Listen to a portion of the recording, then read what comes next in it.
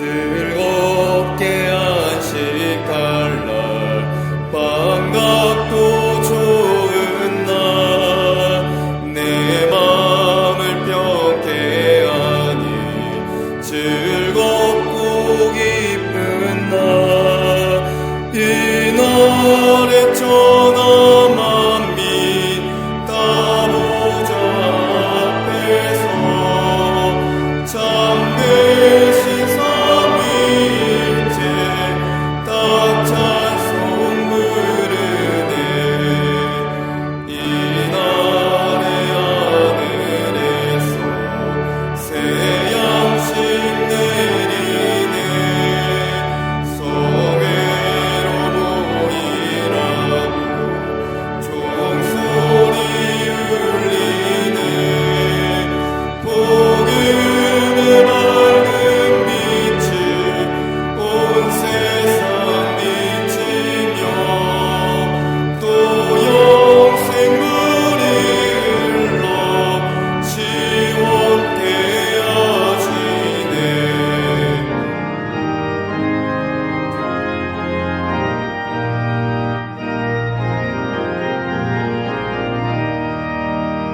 이주일 지킴으로 새 은혜 입어서 영원히 쉬는 곳에 다 올라갑시다.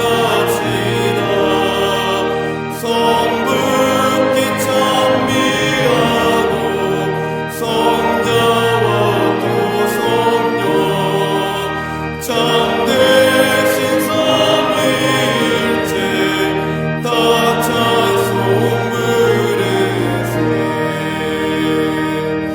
아멘.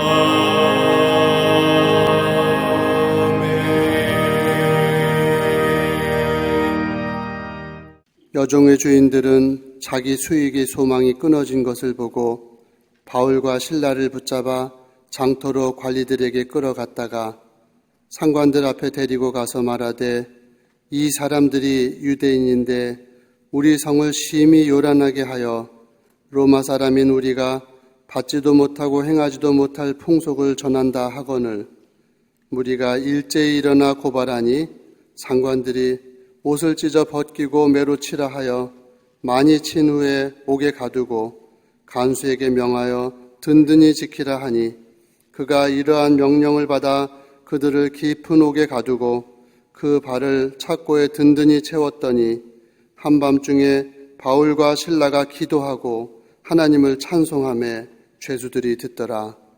이에 갑자기 큰 지진이 나서 옥토가 움직이고 문이 곧 다 열리며 모든 사람의 매인 것이 다 벗어진지라.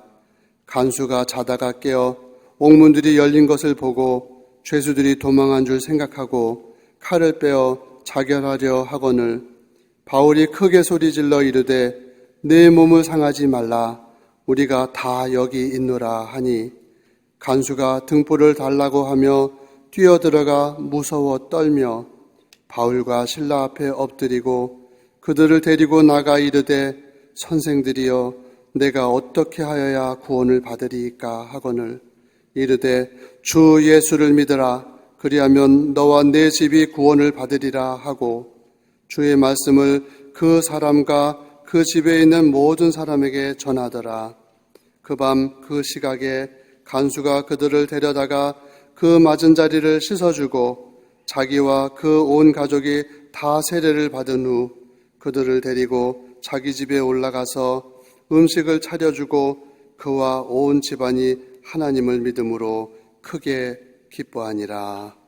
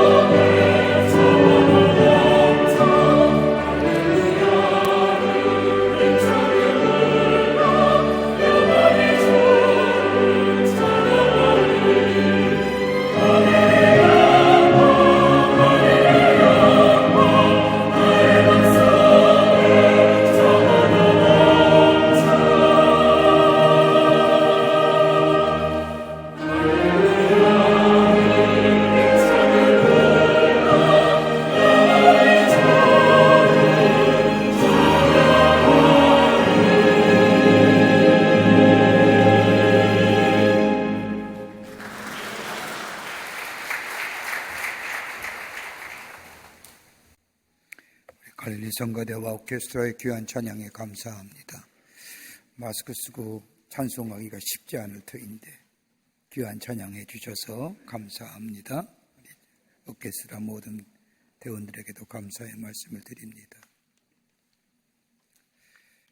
우리 하나님께서 우리 인간들에게 많은 선물들을 주셨는데 그 가운데 가장 귀한 선물, 다른 것과 차별성을 줄 수 있는 것이 있다고 한다면 생각한다는 겁니다. 생각하며 살 수 있는 존재로 우리 하나님이 우리를 만들어 주셨다는 겁니다.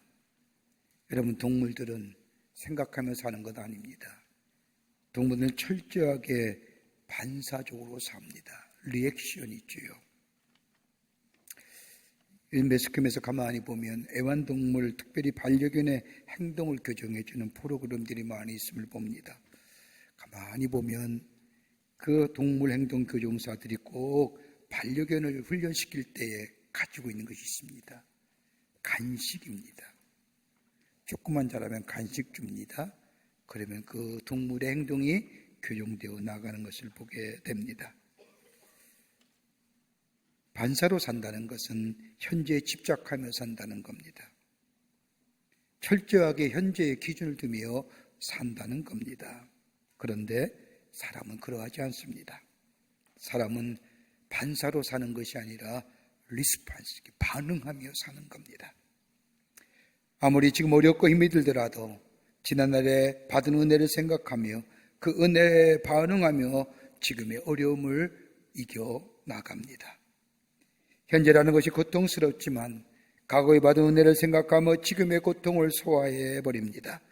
그래서 지금의 아픔을 아프게 느끼지 않습니다. 더 나아가 동시에 지금의 현실을 통하여 미래를 생각합니다. 더더욱 신앙의 사람이라고 한다면 지금의 현실이 비록 어렵고 힘이 든다 할지라도 지난날에 베푸신 하나님의 은혜가 내게 있음을 생각하고 그 은혜가 지금 내게 함께 하고 있음을 고백하면서 앞으로 받을 은혜를 생각할 뿐만 아니라 더 나아가 내게 다가올 하나님의 약속의 성취를 바라보며 나아가는 사람이 바로 믿음의 사람이요 신앙의 사람이라 할 것입니다. 오늘 본문의 말씀을 가만히 보십시오. 오늘 본문의 말씀은 배경은 바울과 신라가 저 빌립보에서 복음을 전할 때에 바울과 신라를 끈질게 따라오던 귀신 들린 한 여자가 있었습니다. 점을 쳐져 주인에게 돈을 벌어주는 귀신 들린 여인입니다. 이 여인이 바울과 신라를 끈질게 따라오면서 괴롭히자 참다 못한 바울이 귀신 들린 여인을 향하여 예수 그리스도의 이름으로 내가 내게 명하노니 그에게서 나오라 하고 명하자 귀신이 그 여인에서 나와 그 여인이 깨끗함을 얻습니다.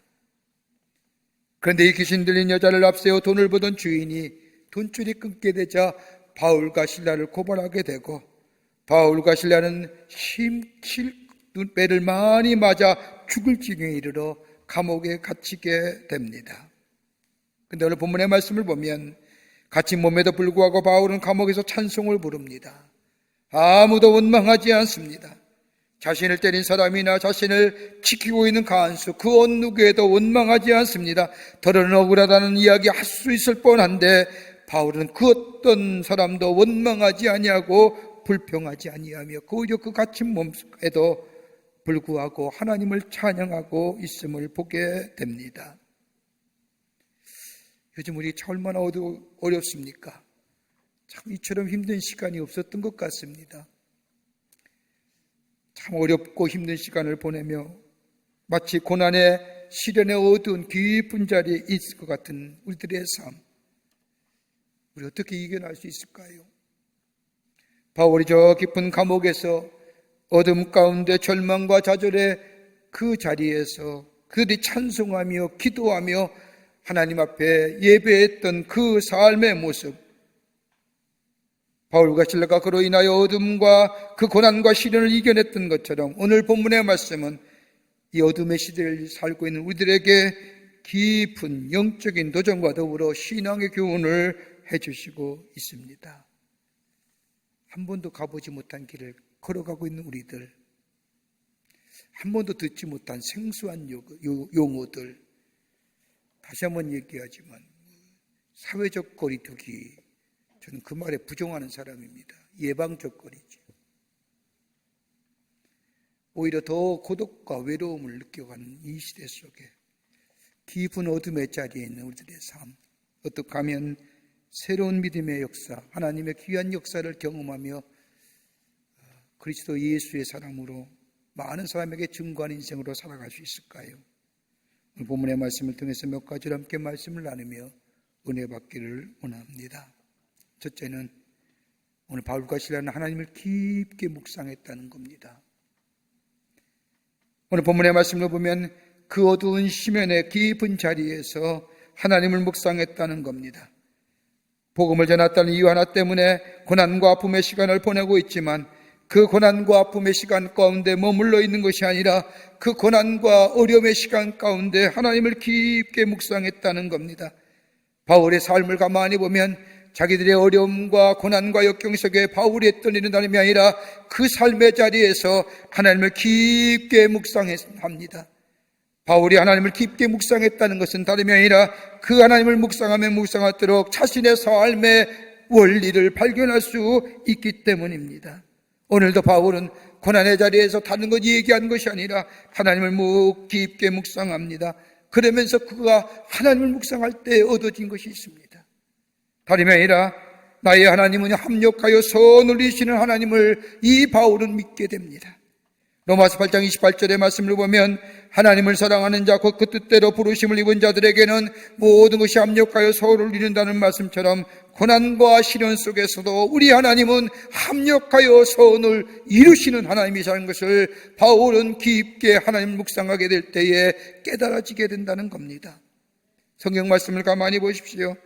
바울이 처음에는 아시아로가 복음을 전하려 할 때에 환상 가운데 마게도냐 사람이 나타나 우리를 도우려고 할 때에 바울은 아시아로 가려던 계획을 포기하고 마게도냐로 건너가 하나님 나라의 복음을 전했던 장소가 오늘 바로 빌립보입니다. 하나님의 인도하심 가운데 빌립보로 온 이 바울, 그러기에 사도행전 16장 10절의 말씀을 보면 자신이 왜 이곳에 왔는가를 이유를 설명합니다. 바울이 그 환상을 보았을 때 우리가 곧 마게도냐로 떠나기를 힘쓰니 이는 하나님이 저 사람들에게 복음을 전하라고 우리를 부르신 줄로 인정함이로라. 내가 여기 온 것은 하나님의 부르심, 하나님의 인도하심이었다는 겁니다. 때로는 우리의 계획이 틀어지고 때로는 우리가 예상했던 일이 어그러진다 할지라도 우리의 걸음을 인도하시는 하나님, 우리의 걸음을 앞서서 지키시고 보호하시고 인도하신 하나님이 여기까지 오게 하신 하나님의 뜻과 하나님의 섭리, 그 계획 안에 우리의 인생이, 우리의 걸음이 있다는 사실을 바울은 믿었다는 겁니다. 어떨 때요? 하나님을 깊게 묵상하게 될 때예요. 때로는 우리의 길이 예상치 못한 길로 간다 할지라도, 내가 계획하고 내가 원했던 길로 가지 못한다 할지라도 우리 하나님은 우리의 걸음을 인도하시는 분이요 궁극적으로 합력하여 선을 이루게 하시는 분임을 내가 믿고 내가 따라가는 삶, 어디 때 하나님을 깊게 생각하고 하나님이 묵상되어지고 그로 인하여 하나님이 나의 하나님이라 고백되어질 때에 우리 하나님 우리의 걸음을 선한 목자가 되어 우리의 걸음을 푸른 초장과 실만한 물가로 인도하실 뿐만 아니라 우리의 삶을 통하여 하나님의 거룩한 역사가 나타나는 복된 인생으로 인도하여 주신다는 겁니다. 어디요? 주님 묵상하는 거예요. 또 하나, 바울이 하나님을 깊게 묵상하게 될 때 다른 것이 아니라 그의 삶의 궤적을 따라보면 하나님을 깊게 묵상하며 살 때에 그는 또 하나의 사건이 그의 삶을 지배하게 됩니다. 다름이 아니라 다메섹 도상의 이야기입니다. 예수 믿는 사람을 잡기 위하여 다메섹으로 가다가 다메섹에 다다랐을 때에 예수님께서 길을 막으시고 어찌하여 내가 나를 핍박하느냐 하심으로 불들림 바 되어 하나님 나라의 복음을 전하는 사도가 되었던 바울, 하나님을 대적하며 그리스도의 복음을 회방하며 심지어 성령을 회방했던 자신을 죄의 싹은 사망이라고 했는데 죽어야 될 생명인데 그럼에도 불구하고 예수께서 찾아와 만나주시고 자신을 새롭게 하여 주시고 거듭나게 하실 뿐만 아니라 하나님 나라의 복음을 전하는 사도로 살게 하여 주셨다는 그 놀라운 은혜, 그보다 더 나아가 복음을 전하다가 하나님 나라의 복음을 전하다가 순교하는 복을 누리게 되었다는 그 놀라운 사실과 은혜, 하나님 깊게 묵상할 때에 그 은혜가 새로워지고 순교자가 되는 것이 아무나 되는 것이 아니라 하나님의 특별한 은혜가 있어야만이 하나님 나라의 순교자가 된다는 사실을 알았던 바울이기에 자신에게 그 특별한 은혜가 임하여 복음을 전하다 옥에 갇혀 소금의 순교자가 된다는 놀라운 하나님의 은혜를 누릴 수 있다고 하는 그 엄청난 하나님의 은혜에 바울은 입이 터져나오며 찬송이 울려 퍼졌다는 겁니다. 죽어야 될 텐데 하나님의 은혜가 얼마나 귀한지요. 구원하시고 하나님 나라의 복음으로 복음 전하는 전도자로 세우신 그 하나님의 은혜. 또 하나 있다고 한다면 바울의 삶의 궤적을 뒤돌아보면서 다름이 바울의 삶에 새로운 하나님의 역사를 이끌었던 또 하나의 사건이 있다고 한다면 스데반의 순교의 사건입니다. 스데반이 돌에 맞아 죽을 때에 돌을 던지는 사람들의 옷을 들고서 저 뒤에 앉아 죽어가는 스데반의 모습을 보면서 바울의 마음속에 지워지지 않는, 바울의 삶의 궤적 속에 지워지지 않는 하나의 그림이 있다면, 기억나는 것이 있다고 한다면 스데반에 죽어가면서 그의 얼굴이 천사의 얼굴처럼 빛났다는 겁니다. 어떻게 그럴 수 있을까? 돌에 맞아 죽어가면서도 그의 얼굴에 해같이 천사같이 빛났던 스데반의 얼굴 생각하면 생각할수록 이해할 수 없는, 그러나 예수 믿어 구원받아 하나님 나라에 주시는 영원한 생명의 삶을 살며 하나님 나라의 복음을 전하면서 바울은 깨닫게 됩니다. 하나님을 깊게 묵상하니 죽음에 대한 두려움이 물러가고 하나님이 우리에게 약속해 주신 그 영원한 생명, 영생의 삶이 있다고 하는 것. 아하, 스데반이 죽어가면서 그 사모했던 하나님의 나라, 저 영원한 삶을 사모했기에 그 맞은 돌의 아픔 속에서도 얼굴이 해같이 빛냈던 그의 삶, 이제야 비로소 깨닫게 됩니다.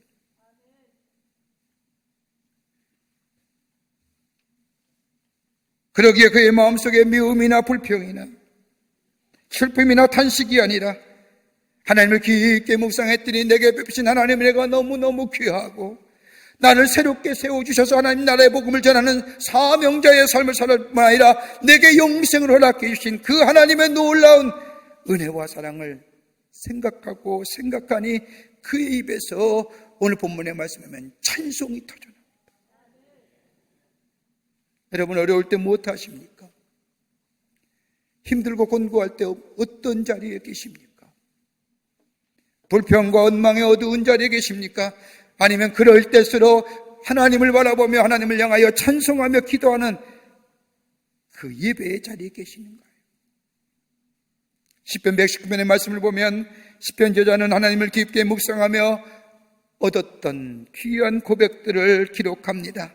시편 119편 49절의 말씀을 보면 하나님을 깊게 묵상했더니 내게 소망이 넘치게 되었고, 119편 50절의 말씀을 보면 내가 고난 가운데 하나님을 깊게 묵상했더니 그 하나님이 내게 위로자가 되어주셨고, 하나님을 깊게 묵상하면 묵상할수록 고난 가운데 멸망당하실 뿐만 아니라 하나님이 나의 즐거움이 되시고 나의 소망이 되어주시고 나의 위로가 되어주신다고 하는 이 고백들, 힘이 들고 어려울 때 힘들고 어려운 것에 대하여 생각하고 이로 인하여 부정적인 것들을 많이 생각하지만은,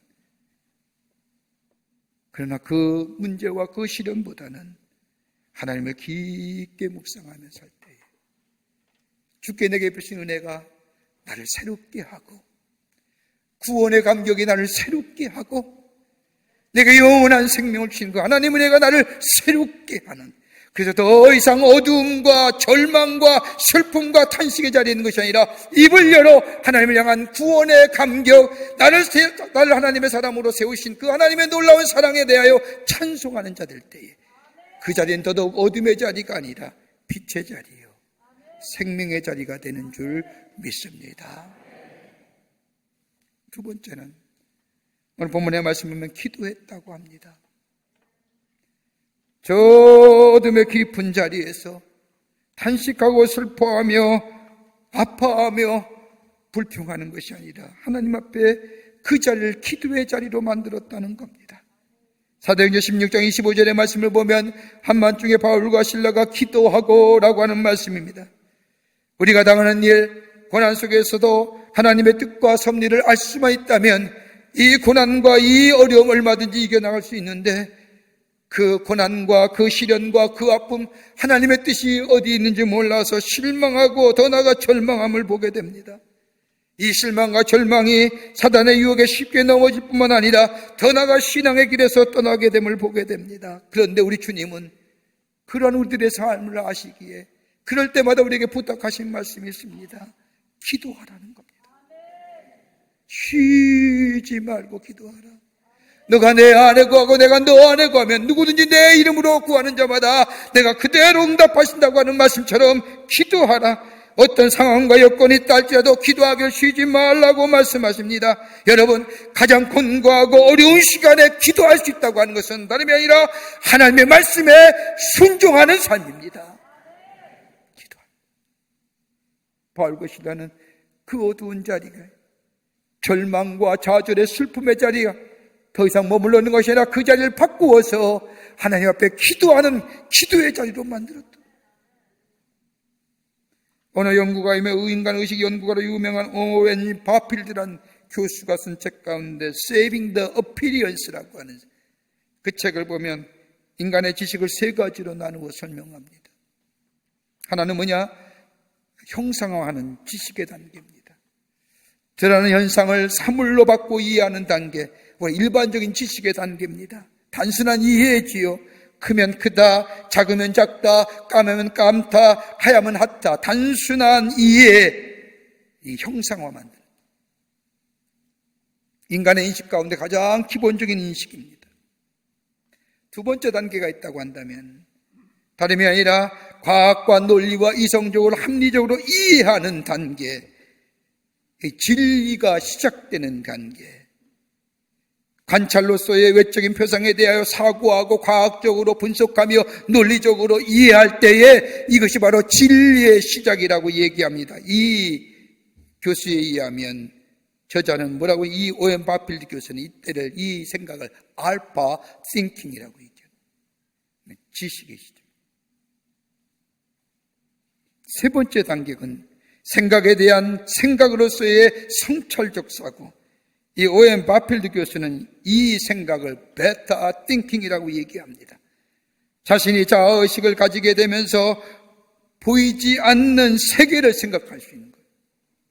손으로 만져지지만 만져지는 것이 아니라 그 다음 너머에 있는 것들을 생각하는 겁니다. 여러분, 우리가 악수하죠. 사람 만나면. 악수의 의미가 뭘까요? 요새는 악수도 못하집니다. 악수하는 게 뭘까요? 그냥 손 만지는 걸까요? 반갑다는 의미일까요? 여러분, 그 너머에는 무슨 의미가 있을까요? 원래 악수한다는 것은 평화를 의미합니다. 나 아무런 무기를 가지지 않았고 너를 해칠 마음이 없다는 것이 악수의 시작입니다. 단순히 손을 만지는 것이 아니라 손 너머, 만지면 너머에 있는 서로의 관계성을 생각하죠.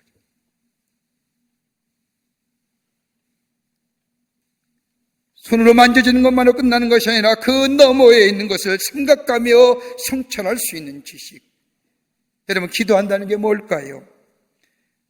우리만 기도하는 것이 아닙니다. 다른 종교에서도 기도합니다. 그 밖의 사람들도 기도합니다.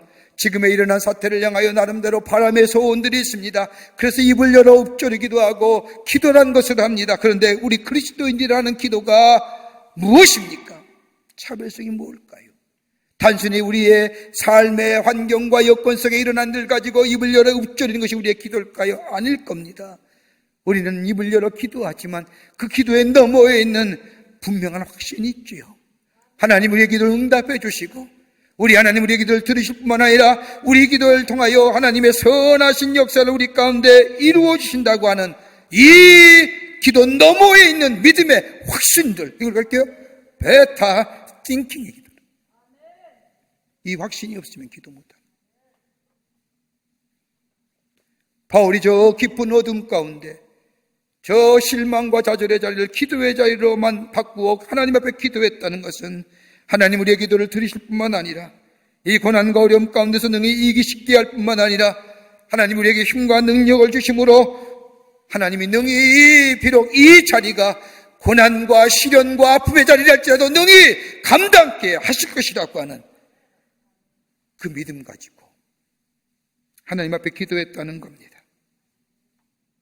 그러기에 기도할 때에 기도한다는 것은 하나님을 바라본다는 것이고, 기도한다는 것은 세상에 기우는 우리의 생각을 하나님의 생각으로 바꾼다는 것이고, 기도할 때에 나의 자신이 변화되고, 세상은 달라지지 않는다 할지라도 기도할 때 내 자신이 변화될 뿐만 아니라 기도할 때에 우리의 삶이 달라지는 놀라운 역사를 경험하게 됩니다. 왜요? 기도하면 보는 것이 달라지잖아요.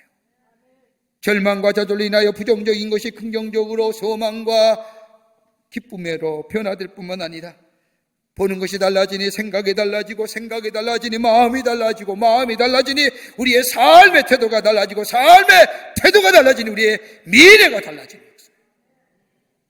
기도할 때이죠. 마틴 루터가 종교개혁을 일으켰고, 그로 인하여 캐톨릭에 의해서 종교 재판을 받게 됐습니다. 저 브롬스라고 하는 회에 끌려가 많은 재판관 앞에 섰습니다. 생사의 기로입니다.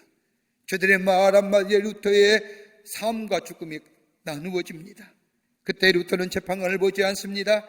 거기 서서 하늘을 바라보면서 외친 유명한 단어가 하나 있습니다. O God, here I stand. 하나님이여, 나 여기 서 있습니다.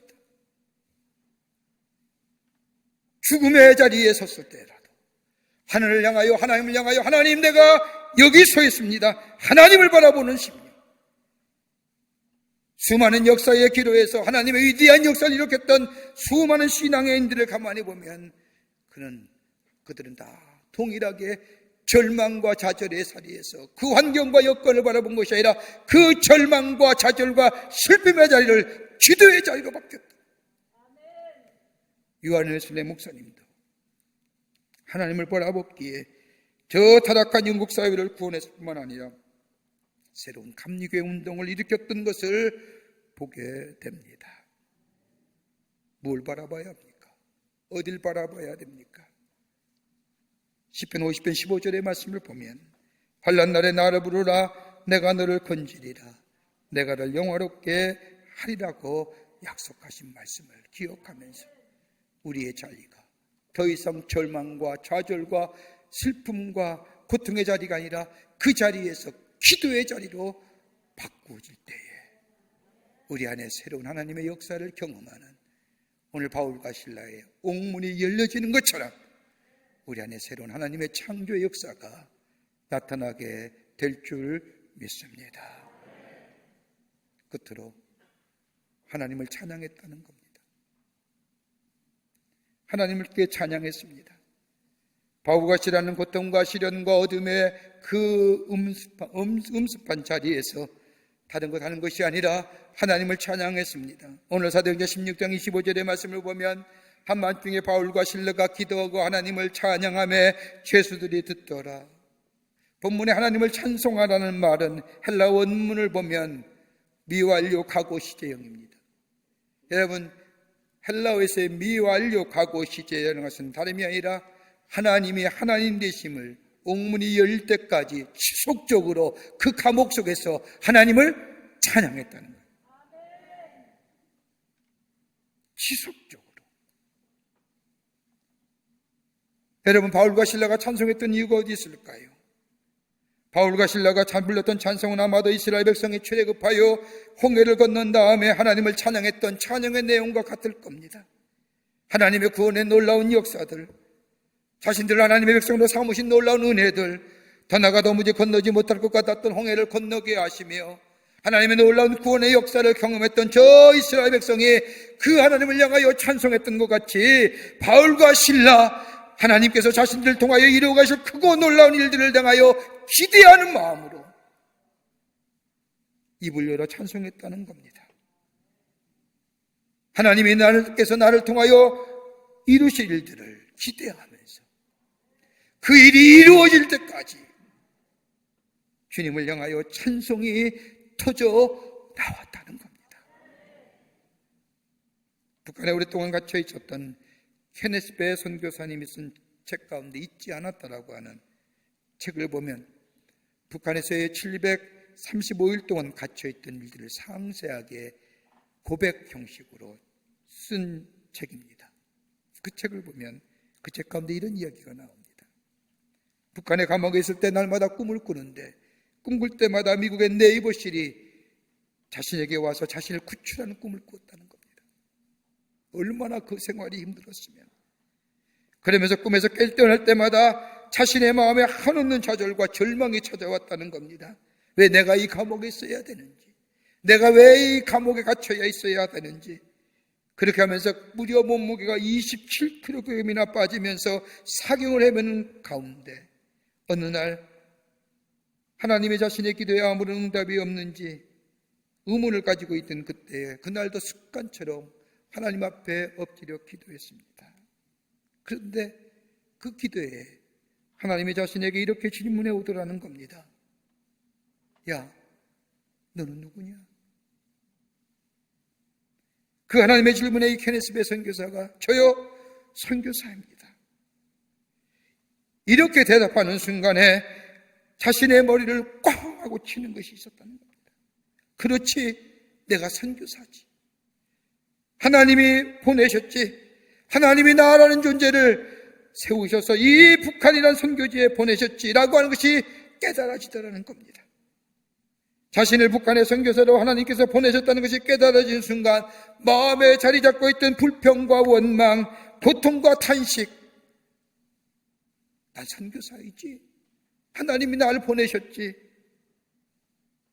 그 부정적이고 그 슬픈 마음이 사라지고 그의 입술에 찬송이 터져 나왔다는 겁니다. 그때 불렀던 찬송이 내 영혼이 은총 입어 중한지진 벗고 보니 초막이나 궁궐이나 그 어디나 하늘나라로다.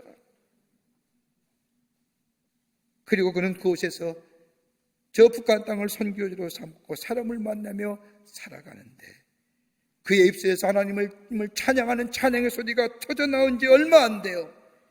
극적으로 북한에서 나올 수 있게 되었다는 겁니다. 여러분, 세상의 노래는 기쁠 때 부르는 겁니다.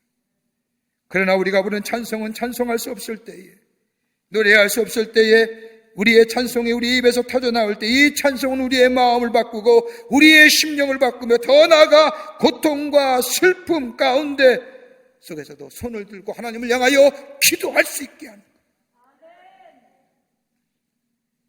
이 믿음으로 살 때 고난과 시련이 난 인생의 한밤중을 만났을 때에 하나님 묵상하며 주님을 찬양하며 나아갈 때 하나님은 주께서 준비하시는 하나님의 놀라운 방법으로 하나님을 증거케 하시고 복음을 전하게 하시고 하나님의 귀한 역사의 주인공으로 사용하여 주시는 줄 믿습니다.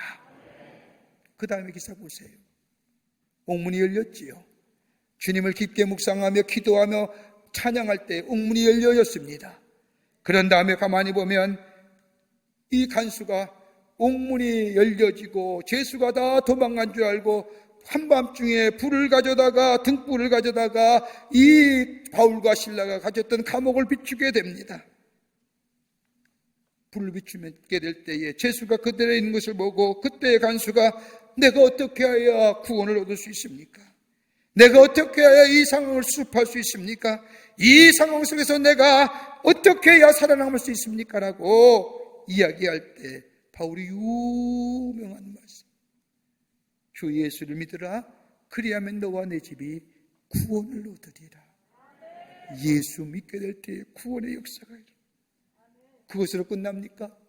하나님의 귀한 역사가 일어났지요. 바울과 실라가 감옥에 나와 빌립보에 가서 복음을 전하게 될 때 차주장사인 루디아를 만났지요. 그의 가족이 구원을 받지 않습니까? 간수의 가족과 루디아의 가족이 중심이 되어 빌립보 교회가 시작이 됩니다. 믿음의 공동체가 시작이 되며 기도의 공동체가 시작이 되며 예배의 공동체가 시작이 되며 바울이 복음을 전할 때에 뒤에서 기도하며 충고하며 하나님의 귀한 역사에 동참하는 최초의 교회 공동체가 됩니다. 하나님의 살아계심이 증거되는 기도의 역사가 전파되는 귀한 일에 쓰임받는 공동체가 됩니다.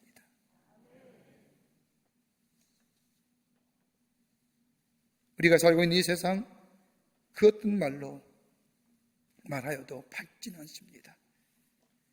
한 번도 들어보지 못하고 가보지 못한 그 길을 지금 갑니다. 많은 사람들이 코로나19에 대해 여러 가지 많은 원인을 얘기하지만 여러분, 중국도 아니고 저 인간의 탐욕이 가져온 이 질병입니다. 탐욕과 욕심이 가득해요.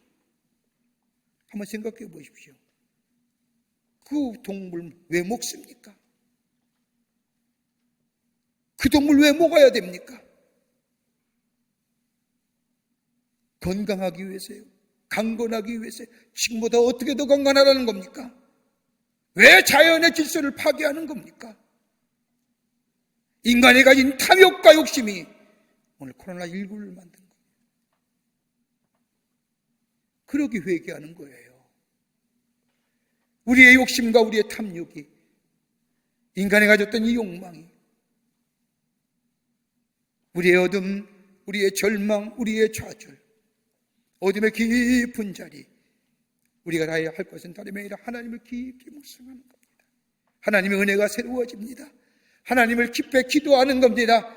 이걸 능히 이길 수 있고 감당할 수 있는 능력, 더 나아가 주님을 향하여 구원의 감격 속에 찬양하는 자들 때에 하나님 우리의 삶을 통하여 하나님의 구원의 역사를 이루가실 뿐만 아니라 복음을 전하며 하나님을 증거하는 복된 역사가 우리들의 삶을 통하여 나타나게 될 줄 믿습니다. 이런 믿음의 걸음을 걸어가시는 저와 여러분 되시기를 주의 이름으로 축원합니다. 하나님 감사합니다. 저희들 사랑하시고 지키시고 인도해 주심에 감사합니다. 우리 어둠의 깊은 자리에 절망하고 좌절할 때에 남 탓하며 불평하고 원망하는 것이 아니라 그 자리에서 하나님을 깊게 묵상하며 그로 인하여 베푸신 은혜와 그리고 입을 열어 주님 앞에 기도하며 찬양하는 자 되게 될 때에 하나님 우리를 통하여 새로운 구원의 역사, 하나님의 놀라운 창조의 역사가 우리 가운데 일어나게 될 줄 믿사오니 우리의 자리, 불평과 원망의 자리가 아니라 기도하며 찬송의 자리가 되어가는 그래서 하나님의 구원의 역사를 전하는 저희들 되게 하여 주시옵소서. 성령이 도우실 줄 믿으며 예수님의 이름으로 기도하옵나이다. 아멘.